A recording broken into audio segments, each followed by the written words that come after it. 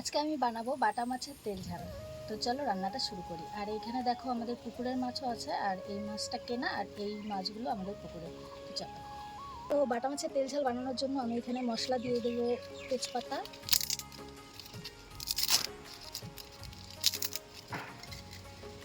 আর দেবো গোটা জিরা, একটু বেশি দিব, মাছ বেশি আছে। দেবো শুকনো লঙ্কা। চলো মশলাটা করি। এই দেখো মাছগুলো সব এখন আমি কড়াইতে দিয়ে দেবো।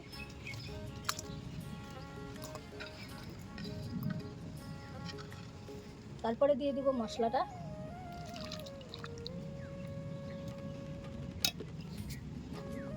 তারপরে দিয়ে দিব কাঁচা তেল,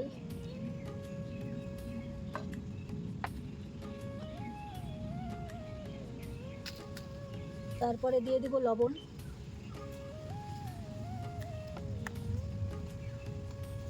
তারপরে দিয়ে দিব হলুদ।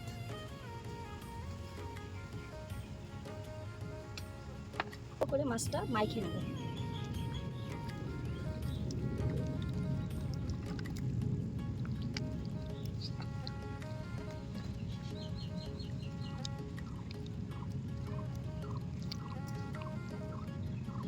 এবার আমি জল দিয়ে দেবো। দেখো আমি জাল ধরা দিলাম।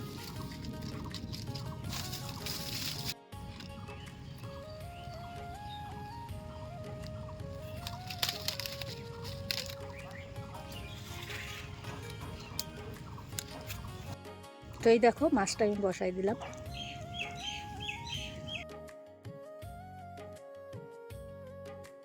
তো এই দেখো আমার বাটা মাছের তেল ঝালটা কত সুন্দর একদম রেডি। আর একটু শুকানো যায়, কিন্তু আমরা আজকে বাড়িতে অনেক মানুষ আছে তাই বেশি একদম শুকালাম না। তো আমার মাছ রেডি। তো এখন আমি একটু উপর দিয়ে কাঁচা তেল দিয়ে নামিয়ে নেব।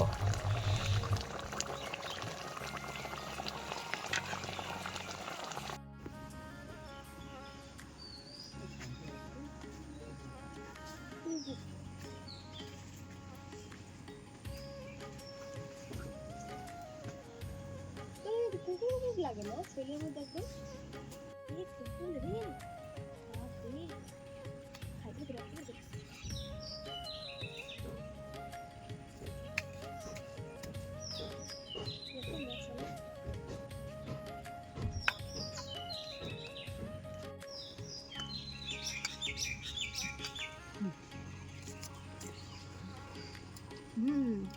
দারুণ।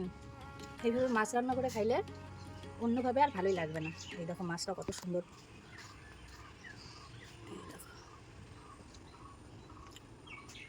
আজকের মতো ভিডিওটা এইটুকুই, টাটা।